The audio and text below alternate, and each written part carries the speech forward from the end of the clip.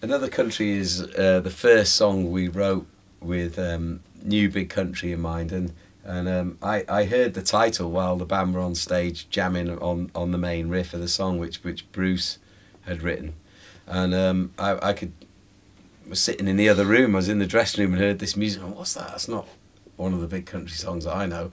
And between leaving the dressing room and getting to the stage, I heard the words "Another Country" in my head, and I started just singing them. And then we'd been playing "Look Away" from the Sia album on the tour, and that has a sort of shuffle beat. And I said, why don't we play this with the shuffle, like one of your classic songs, and use that as the rhythm template.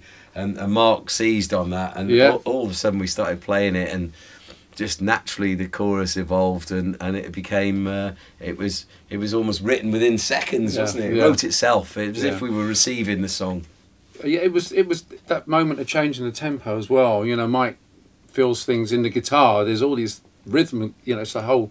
If you actually listen to the strumming of a guitarist, it's a complete drum kit going on. There's upstrokes, downstrokes, and you know you can hear it all going on. Mike changed it around to the 6/8 groove that we were always good at with Big Country, from "Look Away," is what you said. Yeah, I think from my point of view, because I didn't have to play the guitar like Stuart, so I was able to slightly step outside the music and be almost voyeuristic about it, and I could see it maybe slightly early because I wasn't involved in the intricacies of working out a harmony with Bruce, so I could actually orchestrate a little bit more and have a bit more time to let the music come into me and suggest lyrics, and again with Another Country, we played it instantly live, which is something Big Country never ever did. When Stuart was alive, Big Country never ever played a new song after the Crossing live before it was recorded. Every song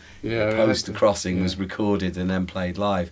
And I walked into a dressing room after we jammed it on the sound check, and Bruce said, "We're going to play it tonight." And it was that even that moment was symbolic of this new adventure that there was. We were going to do away with the traditions and not be afraid to show ourselves. Yeah, I think it was again a leap of faith when you get a new song. It's your little baby, and you know you want to nurture it and develop it. But this time round, I remember Bruce saying, you know, to hell with it. Let's throw our ideas at the sound check. Let's just do it. You know, we've got a chance. Fingers, isn't it? And there's something quite amazing at a sound check that you know you've got a big, powerful sound on stage, and it can really make you creative because you're hearing it in a real situation rather than imagining what it's going to sound like. You can throw an idea at a sound check, and it's like it's already been written because you have the weight of the PA and the sound. You know, sound comes back here and it's inspirational. So we decided to work the songs quickly as possible. And I think again, when we played it live, it was like we were giving the music to the fans straight away, and they were becoming involved. They were making the journey. They were having to think, "Hang on, I'm not ready for new music," but here it is. And it was like almost we didn't have time to think. It was very courageous of the band to play it live, because I was actually shocked that they wanted to go that far.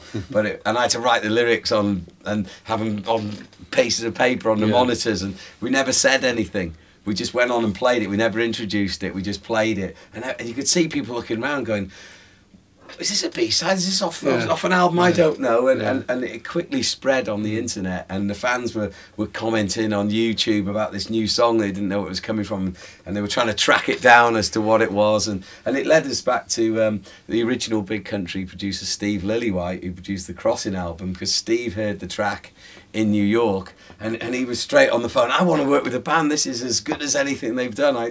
And Steve was very reticent about when we'd originally been approached, and he was like, "Oh, I don't know if it's great that they're all together and playing, but new music, that's a bit taboo." And so we had to break a lot of those barriers down. Firstly for ourselves, but then starting with the audience, and then our peers out there in the world who have a fixed idea of what Big Country is. But when I started interacting with the band from day one, what I worked out instantly there was nothing fixed about Big Country. There was nothing set in stone from day one. Everything was there to be challenged, changed, updated, and to be moved on from the very beginning. And I think it was very important that we embraced that tenet straight away, and that certainly informed what we do as a band today. It's still in the tradition of Big Country, but it is still fluid, still moving. The landscape is always changing. Yeah.